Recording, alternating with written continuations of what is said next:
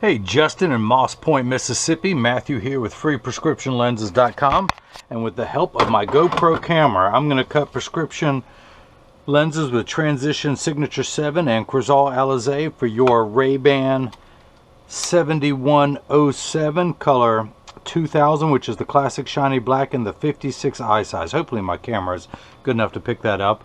But this is your frame, almost a black computer, black and platinum. I'm going to pop out the original demo lenses. Take these out, and I'm going to put your frame into the tracing element of my edger, and we're going to get started. I'm going to trace the shape of the frame, and everyone wants to know, how does the computer know what shape to cut? This is why. A little stylus goes around, and it's going to trace the right-hand side of the frame before doing the same thing for the left. Here at freeprescriptionlenses.com, where everyone loves a bargain and no one is disappointed in quality. You buy a genuine, authentic RayBan frame, and you'll receive one free pair of clear single vision prescription lenses or non-prescription fashion lenses. My receipt has my federal ID tax number, so if you have vision insurance or flex dollars, you will get reimbursed for this purchase, whether they are prescription or not. Justin's case, these are prescription. Now, your pupillary distance is 68 for both eyes, which is divided by 2, which is the number of eyes you have, is 34. So my computer starts at 32.5. I'm going to hit this plus sign a couple times until we get up to 34. Now, that is the shape of your lens, only magnified. I'm going to bring it down to the actual size. That green outline is the shape I will be cutting tonight. Let's go ahead and magnify that while I'm working on it. But again, let's go ahead and get your lenses prepped. And we're going to come down here to my lensometer. Let's get these menus out of the way. They're going to block the view of everything. Let's spin the axis wheel to 90. Now, your prescription reads, I'd like to address this for a second, Justin, because you're like, wait, that's not the prescription I sent in. You typed in minus 175 plus 75 at 180. Your left eye is minus 250 plus 1 at 75. Now, I won't say this is an archaic way to do it because some doctors still write it this way, as we have seen. But this is known as plus cylinder. The lab and everyone else in the optical world does things in minus cylinder. Once upon a time, many, many years ago, when they corrected for astigmatism on lenses, they would correct it on the front. Now, hence the plus sign, now they do it on the back of the lens when they grind it. So it's a minus. It went from the front to the back, so a plus to a minus. Now, this is where I remember telling my high school, algebra teacher, I'll never use algebra on my job. Well, I have to swallow my pride, put my tail between my legs, and I do. You have to, whenever there's plus cylinder, you add it to the sphere. So minus 175 plus 75 becomes minus 1, which you see in the box down here. You change the sign from a plus to a minus, so from plus 75 goes minus 75. And then you change the axis by 90 degrees, so 180 becomes 90. Same thing for your left eye. You add plus 1 to minus 250, you get minus 150. You change the sign from plus 1 to minus 1, then you change the axis by 90 degrees. 75 becomes 165. And if you don't believe me, the packets that I will be sending you, let's do the right, has both numbers written on there. So I'm not bending over. We have the same way that you entered it into the computer when you bought from the website, minus 175 plus 75. The top number here, minus 175 plus 75, is also minus 1 minus 75 minus 1 minus 75.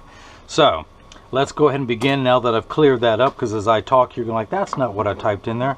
And what did I do with my highlighter marker? Where did it go? Where's it hiding? Where's it hiding? There it is down here. Let me get that out. So your right eye now reads minus 1 minus 75 at 90. Minus 1 minus 75. Let's go ahead and make this the right lens at 90. So I've spun the axis wheel to 90 on my Marco 101 lensometer. I'm going to put the power drum on minus 1. I'm going to take the lens out of the protective sleeve that it comes in. Of course, it has the little laminate on the front of the lens to protect that, so nothing rubs against the front of the lens while it's being shipped to me. Now I'm going to place this on your lens while I ship to you to ensure that nothing rubs on the front of your lens, even though it's in a hard case. You never know. So minus 1, I'm going to put the lens in. I'm going to rotate it until the sphere power comes in clearly. Find the optical center of your lens. check your astigmatism correction, and then I'm going to put 3 dots on your lenses, which are very hard for you to see, so I'm going to darken these. 1, that one looks pretty good, 2 and 3, and this is your right lens. Let's do the same thing now for the left, which again started out as -250 plus 1, -250 plus 1 is now -150 minus 1, -150 minus 1. So let's highlight that as the left lens. And let's put an L on there for left, because you are receiving these original packets to verify that you are getting the Essilor brand Transition Signature 7 gray lenses with Crizal Alize. And go ahead and take the, I'm going to have to take the cap off the pen again, pull the laminate off, stick that there so I know where to find it later. Spin the axis to 165 and put the power drum on -150. Put the lens in, rotate it until the sphere power comes in clearly. Find the optical center of the lens, which is the thinnest point of the lens, which is going to go directly in front of your pupil. And then put 3 dots on there. 1, 2, and 3. And this is the L. And if you missed any of that, let me recap. Oh, I don't know about you guys, but that joke never gets old for me. In fact, it won't, because it's still alive. It knows what's going to happen to it, but no, you can't escape. I'm going to go ahead and take the right lens, put it onto the platform. Now, this is a block, or as I like to call him, Jenny from the block. I need to attach this to your lens while it is cutting. This is what's going to hold it in the lathe, in the edger. So I need to get 2 double-sided adhesive stickers, of which I keep overhead. The black side is the sticky side. I'm going to stick that onto the first block, put that on the platform, do the same thing now for the second block. Pull the paper away again to make the black side sticky. Now this little silver button on the back is a magnet. It's going to do its job twice tonight. The first time it's going to attach itself to a magnet in the arm. And the reason why I put those 3 dots on there is I have to line this up. That tells me if I've got a straight meridian, or right there on the horizon. So your pupillary distance is already set for 34. That black dot is your optical center. That blue cross is the geometric center of the frame. If you were to measure vertically and horizontally, you would come up dead center there. So your eye is just inset from there. I'm going to put that in there and get everything lined up perfectly and hit that button. And now the arm is going to come down and place the block onto your right lens. Let's do the same thing now for the left lens. Your pupillary distance is mirrored from the right. It automatically starts at 34. Let's go ahead and pull the paper off of here. Line up the block and put that center dot, your optical center, there in the center. Forgive me for repeating myself. Those other 2 dots tells me it's lined up on that line and they're not off kilter at all.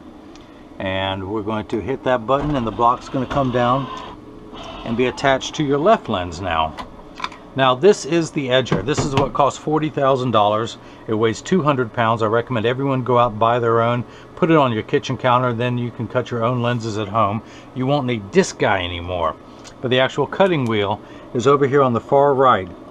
It's going to act like a heavy grit sandpaper to grind away your lens material.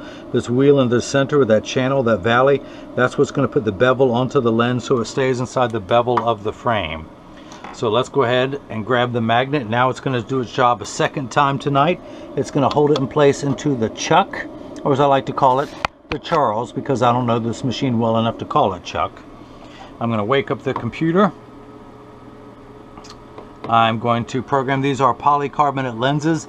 If they were plastic or high index or Trivex, I could use that to cut it. I do not want to polish the edge of the lens. I do not want to put a bevel on the front surface. The convex surface of the lens, I only want to place a safety bevel on the rear concave surface of the lens. I'm going to hit that green button, which is start in every language. The door closes, the clamp shuts, and then the lens is going to be traced by 2 white styluses, making sure that it's large enough to fit into the frame. It's going around tracing the shape you can see as it's going around. And the old carpenter saying measure twice, cut once. It's measuring the thickness of the lens to know exactly and precisely where to place the bevel so you have the least amount of edge thickness. I can move the bevel forwards or backwards so that to reposition the lens with the, I could do that manually, but the computer's smart enough to do it on its own. Now if you see light flickering in the background, that is water running. It is there to catch the optical sawdust as it cuts. Polycarbonate lenses cut dry, where plastic and high index lenses cut wet.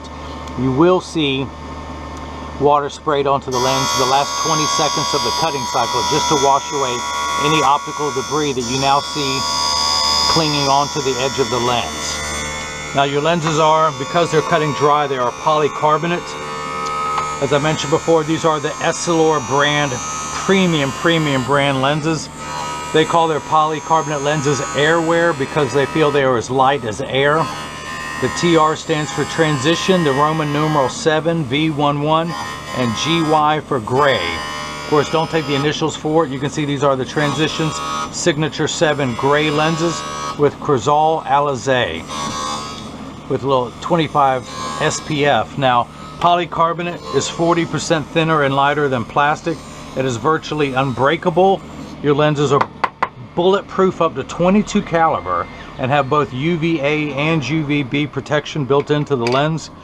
We know what the sun's harmful ultraviolet rays can do to your skin from overexposure, where your eyes are 8 times more sensitive than your skin, so you have permanent sunscreen that never needs to be reapplied, unlike the lotions, creams, and sprays when you go outside. And Moss Point, Mississippi is very close to the Gulf, so you get your own personal sun to follow you around and tremendous heat, and this is going to protect you from it. Now if you notice, your lens is completely flat around the edges like a nickel. If I were to take it out, it would stand up on the counter. It's now getting the knife-like bevel applied to the lens. Now the other nice thing about your lenses, you upgraded to the transitions and the Crizal anti-glare. Well, Crizal anti-glare is 3 features in one. The first feature is it eliminates glare when driving at night, particularly driving at night in the rain, but also from street lights, stoplights, computer screens, overhead fluorescent lights, and such. Now the second feature, it's an anti-reflection lens. So when someone's looking at you, they're not looking at their reflection in their glasses. It makes for much better eye contact. Plus, if you take a selfie or if someone else takes a picture with the flash, you won't see the flash lit up in the lens. You'll see just your eyes. Now the third feature that I like, which is the practical side, is it comes with the industry's hardest scratch protection. The machine that applies the anti-glare coating costs well over $1 million. It takes over 24 hours to vaporize 7 different coatings onto the lens. So because of that, they apply the industry's hardest scratch coating to protect their time and your investment. Now, as you can see, water is spraying on there. It just cut the safety bevel onto the back surface of the lens. I will take the lens out. This door is going to open. I will open it with my mind. I'm going to take the lens out and dry it off so it is not slippery. And we'll see if it fits first time around. Now you still have a little bit of swarf, which is optical debris going around the edge of your lens. You see that? I like to scrape it off. I put it on the dark background. You can see it, but static clean. There it goes. Now it's falling. And when I take it off, I just let it fall directly onto the floor. Because why? Because I went to school for years, optical school, to learn how to make a mess like this. So kids, if you want to grow up and make a mess, you gotta stay in school. So I'll dry that off. Let's see if it fits first time around. I'm going to tuck the lens in at the outside corner using my thumbs. I press down at the nose. It snaps in perfectly. So let's go ahead and do the same thing now for your left lens. I'm going to flip that over to L, and we're going to place this into the Chuck, the Charles, the Chucky baby. Hit the green button. Again, the door closes, the clamp shuts. And then the lens is going to be traced by the 2 white styluses. You can see as it's tracing the shape, follow my finger as it goes around. And then, as always, measuring the thickness of the lens at every point to know exactly and precisely where to place the bevel, so you have the least amount of edge thickness, and you have no edge thickness showing in this frame whatsoever. You don't have a strong prescription, but I do cut very high prescriptions every day, and that becomes more critical. Well, you have a great frame choice for your prescription where you never have any edge thickness. Now I want to come back down here, and while the left lens is cutting, I'm going to go ahead and inspect the right lens. We are going to, ooh, wait, that's on 160. Hang on now. I just caught something there. The axis wheel was still at 160. Your prescription should be 165. That would be 5 degrees off axis, so I'm going to take that out. I'm glad I caught that. That was almost a very expensive mistake. So let's go ahead and take that off. We're going to clean all this off. Well, actually, let me make sure. Was that on 160? Yes, it was. Why didn't someone tell me? Y'all are watching this video. I've now moved it to 165, which is halfway between 160 and 170. Let me clean this off. That's never happened before. I'm glad I caught that in time. So, I am human, but I caught it in time. We're going to put the power drum on -150. Now let's rotate it until the sphere power comes in clearly. Check the astigmatism correction. Put the 3 dots on there. Darken those 3 dots. And it gives me another chance to tell bad jokes. If you missed any of that, let me recap. Oh, it never gets old. Okay, let's come back down here. We're going to pull the shape back up onto the computer. That is, it comes up automatically on the right lens. We're going to flip that over to L. We're still at 34 millimeters. Let me get a new block. I've got one with a sticker already attached. Pull the paper away. See, I wasted a sticker on the other one. It's always better than wasting a lens. Get everything lined up perfectly. And optical center is there. The other 2 dots are lined up perfectly. Hit the button. The arm comes down and places the block onto the left lens, which is now, let me double check again, 165. So now we can begin cutting the left lens. And hit start. You get to see it trace all over again.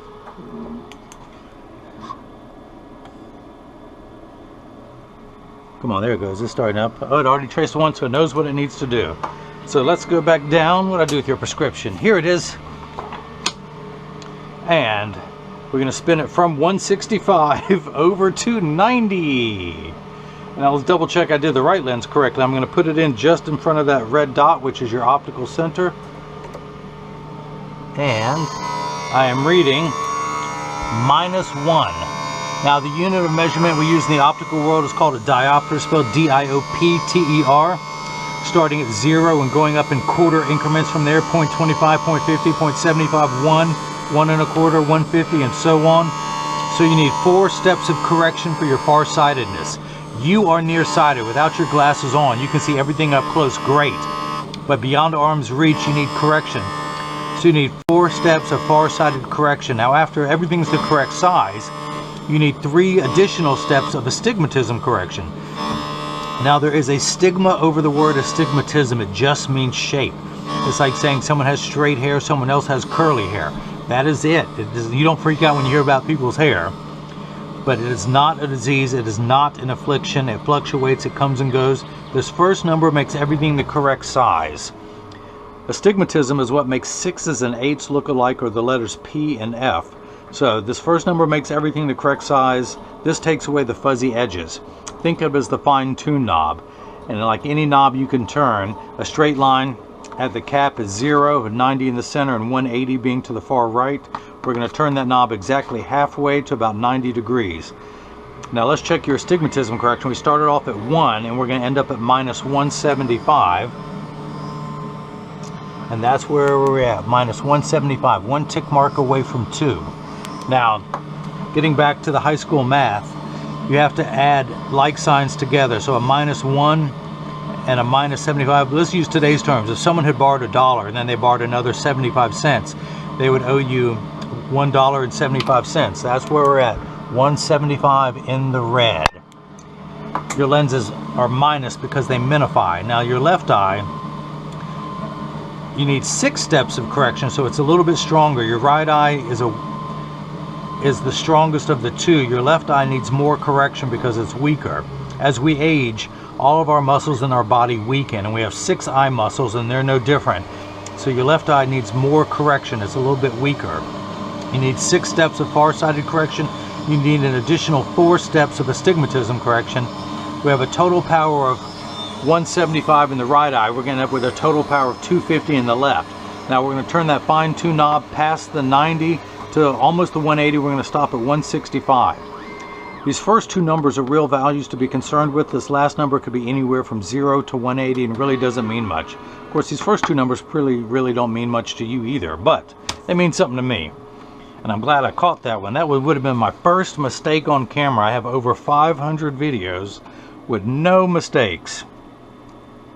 But I am human. So, You ask my wife, she'll tell you I make mistakes every day. But we're not talking to her. We're not asking her. She's not coming up in this video. So, let's go ahead and make sure the left lens fits. So I'm going to tuck it in on the outside corner using my thumbs. I press down. It does not want to go in there because it is a stronger lens. So I'm going to take it down a little bit more. Let's see, there's my stylus. I'm going to take it down about 1/10 of a millimeter. Put it back in and hit retouch. Now, a millimeter, to my American friends who have no clue, the distance between my thumbnails is a millimeter. I'm going to take 1/10 of that distance off, going all the way around the outside, all the way around the circumference, and let's do the left lens, all the way around the circumference of your lens until it fits in there perfectly, like that. So we're going to take this one back out and do the same. So, where's my flashlight? There it is. I had a smaller one, but I can't find it. So it just goes back onto the bevel wheel to take 1/10 of a millimeter off all the way around. Of course, you see water spraying on it. It does that for the last 20 seconds of the cutting cycle. And now a little lever is about to move into place. At the end of that lever is a spinning wheel on the far right, something you would find at the end of a Dremel tool. And that's what it's going to do. It's going to soften out the edges that are left over from cutting, just in case you had any edge thickness protruding from the back of the frame, which you don't, but in case you did, and any of it should come in contact with your cheek, it would be nice and smooth. So that's what that is doing. Now, Justin, I want you to open this door on the count of 3. 1, 2, 3. Justin, pretty good. Your first day on the job, you got it right. So, let's go ahead and dry that off. Inspect for any optical debris. Nope, it ain't there. Let's go ahead and tuck it in at the outside corner. Using my thumbs, I press down at the nose. It still doesn't want to go, so I'm going to do another 1/10 of a millimeter. 1/10, and retouch. And just like before, it's going to drop down onto the bevel wheel, not the cutting wheel.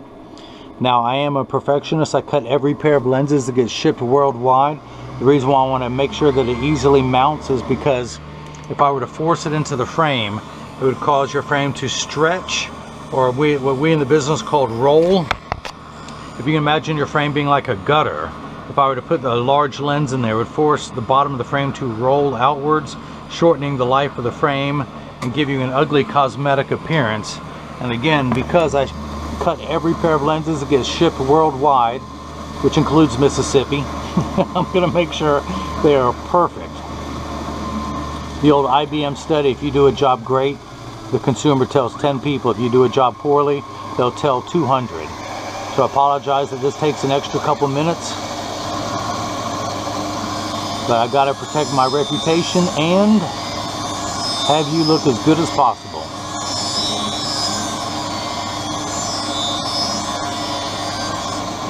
So again, the safety bevel on the outside.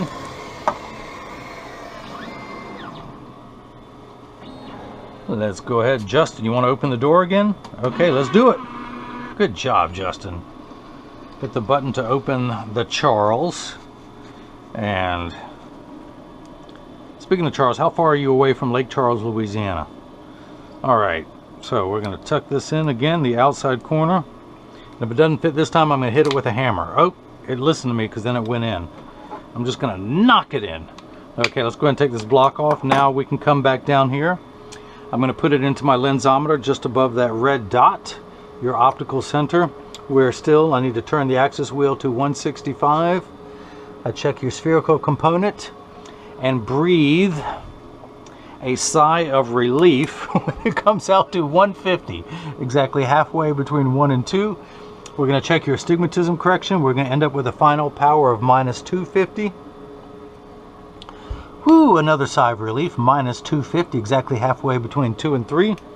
Now, your pupillary distance is 68, so I'm going to turn the card around and I'm going to place my PD stick that was in my pocket. Where'd it go? Here it is. I never put it back in my pocket. Now, I'm going to place the 0 against my thumb on your right lens, and when we hold it up to the left lens, we're getting 68 millimeters, so that is made perfectly. Now, this is the last thing. I always mention this while cleaning your lenses, that when you get these in the mail, there is a small chance that these could fit too loose or too tight. However, there's an 80% chance that these could fit high on one side, that's because 80% of people have an ear that is higher on one side. So because of that, 99% of all optical shops will do free adjustments if you ask them. But I'm going to get them in standard alignment first. I do want to clean them a little bit more. Let me clean this up. But so if these are too tight or too loose, or they're sitting high on one side, just stop by your local place. It only takes about 30 seconds to a minute to adjust a pair of glasses properly. Oh, and I almost forgot to get it out. Let me grab one of these. Hang on, hang on. Everyone gets their own cleaning cloth. Let's give you a good masculine blue one. I always field test every one before I ship to make sure they work perfectly. And anyone with a smartphone can scan that QR scanner to get to my website. Now this is what your lenses look like clear. Oh, I'm getting ahead of myself. Standard alignment. So the 3-point stance is 1, 2, and the bottom of the frame being 3. I set it on the counter and press down. There is no wobble. When I say wobble, I'm part of that 80%. When I take mine off, they wobble on the counter, but they sit level on me. For those of you keeping score at home, I'm wearing the Versace 3199, color 5118, I believe. I can't see it without my glasses on. But it's the royal blue with the Havana. Havana is just a fancy word for tortoise. But I've got a blue shirt with tan khaki, so I got the blue on top, khaki on the bottom. That's why I'm wearing those today. But let's flip these over. Press down. There is no wobble. Close each temple to make sure they overlap perfectly, and they do, and they're not askew. Check the tension on each spring hinge. That's looking good. So now, Justin, this is what your lenses look like clear. Let's go ahead and activate the transitions portion of the lens. Hang on, a little optical sawdust that I see. One last field test for your cleaning cloth. And I'm going to put these in the corner in my little transitions box and turn on the light. As you will see, it takes about 30 to 45 seconds for transition lenses to darken when you go outside. It takes a little bit longer when you come back inside, 45 seconds to a minute 15. Now Justin and everyone else, pay attention, this is important. All transition lenses will darken on day 1. Give them 2 weeks of exposure to the sun, and they're going to continue to darken every day for the first 2 weeks till they get to their final setting. After that, they will work for years with maximum performance. The only time they won't work is if you're behind the windshield of a car. Your dashboard absorbs all the sun's ultraviolet rays, so your windshield absorbs it, so your dashboard doesn't crack from sitting in the sun. So that's why they won't turn dark in a car. Now if you have a convertible or a motorcycle, they will darken, or as soon as you get out of the car, they will darken. They're also temperature sensitive, which is important down there in the Gulf. They do get darker when it's 85 degrees and below than they will when it's 95 and above. I remind everyone, when it's triple digits outside, you're miserable, they're miserable. Everyone is miserable when it's over 100 degrees. So this is the first time they've been activated. They will get darker. Justin, come on, don't you remember we talked about this, Justin? All right, so that's it. If anyone has any questions, you can always email me at freeprescriptionlenses@gmail.com, or simply click the contact me page on the website. Justin, I hope you enjoyed watching as I cut the correct prescription with transitions and anti-glare for your RayBan. Hang on, I can't see it when it's that close. Your RayBan 7017 color 2000 in the 56 eye size. And everyone else has got the chance to see how I bring that love and feeling back to glasses. Thank you.